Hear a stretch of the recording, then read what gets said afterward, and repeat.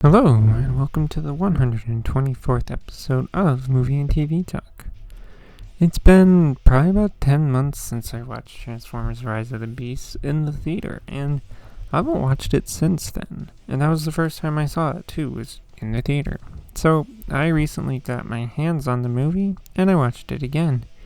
Yes, I did make an initial video on the movie, but wanted to make another one after rewatching it, just to see if I notice anything. So let's get into it.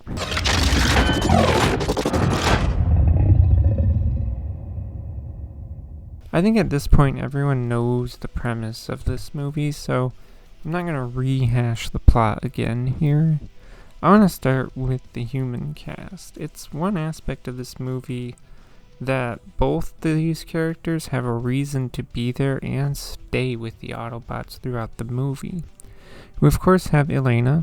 Well, the reason that she gets involved in the whole adventure is she likes history and ancient cultures and works at a museum where her boss is kind of a dick and doesn't really care about the history of the pieces that the museum acquires and really only cares about what makes her look good and is willing to take credit for the work other people do, kind of like Elena. That's the whole reason she tagged along with the Autobots, was to make her stamp on history, which she does at the end of the movie. We also have the other main character, Noah. I find Noah to be one of the more interesting human characters in probably any of the live-action Transformers movies. Noah is ex-military person that apparently doesn't work well with others, according to that one scene in the movie. I know you don't know how to be part of a team.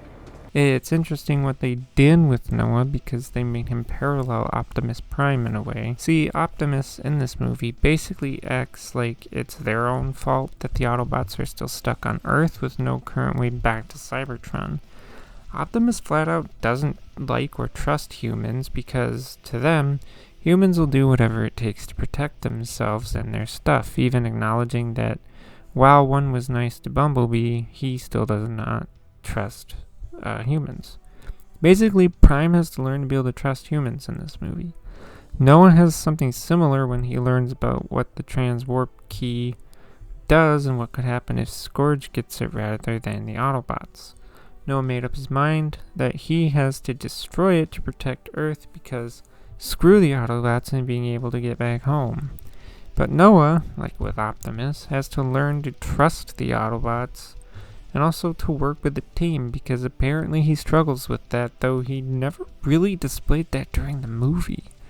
Like, he was always concerned with at least the well-being of Elena during the movie, so I don't know if I'd say that Noah doesn't play well with others because he and Elena worked really well together. They just never really showed his inability to work as a team in this movie. Especially if you add the end of the movie where he basically helps kill Scourge and get out with Optimus before everything comes crashing down. So, if you ask me, I think that Noah does work well with the team. Now, I've already talked enough about Optimus Prime because they obviously are one of the important Autobots in the movie. So let's talk about the other one, and that's Mirage. To me, Mirage in this movie feels more like Jazz, and I wish they would have just been Jazz. Yeah, they do the hologram thing in that one chase, but that's the only time that they do that.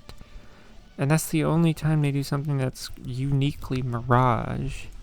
They try to be very chill and very cool, and they have a Porsche vehicle mode, which again, all feels like it should have been Jazz, not Mirage.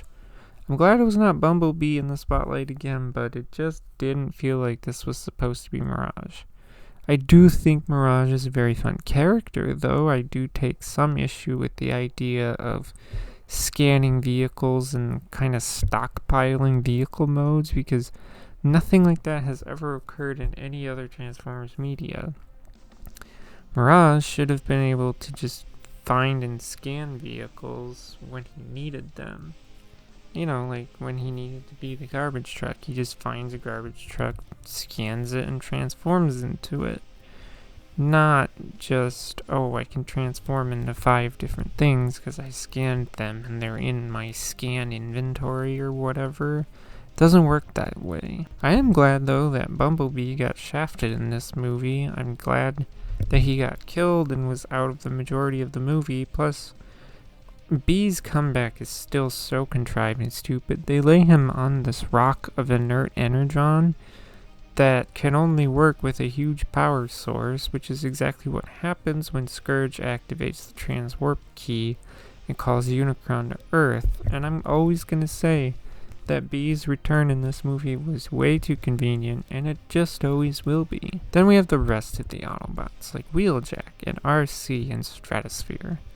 These are the background characters of the Autobots. I mean, Wheeljack and RC did get some good, like one good action moment, maybe two if you count the final battle, but they have very few speaking lines. Stratosphere has even less and is really only in the movie for, carting the Autobots from one place to another. I mean, it's cool that they used Stratosphere because Stratosphere was just concept art from, I believe, Revenge of the Fallen. But yes, these three Autobots are basically not used outside of action scenes, and that's unfortunate, as I would have liked to see more of them. To go with that, we have the Maximals. Primal and Air Razor are definitely the two most important of the Maximals, and I wish it wasn't that unfair. Cheetor and Rhinox barely get any screen time. We barely see them in the robot modes, and they barely get any speaking lines. Even Air Razor is not treated as well as Primal, given that we never get to see their robot mode even once, and all because they get corrupted by Scourge and ends up having to be killed by Primal, which is still quite an emotional scene. But it still isn't fair that we don't get to see Air Razor's robot mode because of this. Primal is really the only Maximal who gets the most attention, despite only seeing them transform once in the final battle. I guess when you think about it, you have 5 Autobots and 4 Maximals, making for 9 good Transformers, which makes it kind of hard for them to give everyone a fair shake in the spotlight, I guess. So they chose to focus more on Primal, and Mirage. First, we have to talk about the Terrorcons, and no, not those Terrorcons that combine into Abominus, which is what the actual Terrorcons in G1 do. This is probably one of the few problems I have with the Terrorcons, is just being called Terrorcons, because it doesn't fit to me. They are there to carry out the will of Unicron, so personally, I would have called them something like the Heralds of Unicron, because that makes the most sense to me. Major players of the Terrorcons are Nightbird, Battletrap, and Scourge, the leader. They also have armies of Scorponok's, Freezors, and Novocaines, so yeah, technically Rise of the Beast only has 3 major villains in it to go against our 9 good robots. The thing that I like is that the Terrorcons are absolutely intimidating and are good at what they do, and this is shown throughout the movie.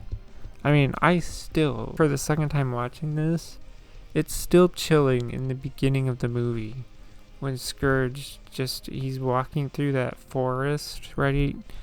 And you just see the red glow from his chest with that music going, and it's still so chilling. I absolutely love that scene. The Autobots and the Maximals also, they try so hard several times during the movie to keep Scourge and the Terrorcons from getting the transwarp key, and they fail to do so. Scourge and his crew keep popping up to cause the Autobots and Maximals problems, and they succeeded at doing so.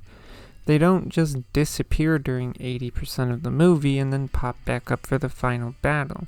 They are persistent, and they kick the Autobots' ass throughout the majority of the movie, and it's really great. I obviously love this movie, and you all know this by now. I can also say that this movie isn't perfect, and that there are some aspects of the movie that I don't really care for, and that I wish they could have done better. I'm still not the biggest fan of the G.I. Joe ending, and I personally don't want a G.I. Joe Transformers movie, but that's what we're gonna get anyway. But I'm still also in the mindset that the transit scene, which you can find on YouTube, I don't think it would have made a difference to the movie or to the character of Optimus Prime in this movie. So, transit stance, not with you there. I still love this movie though. I still enjoy watching this movie, and I can still recommend this movie too. Rise of the Beasts will always, in my opinion, be a good and enjoyable movie. That's going to do it for this episode, so if you like this kind of content, feel free to subscribe. Thank you for listening, and goodbye.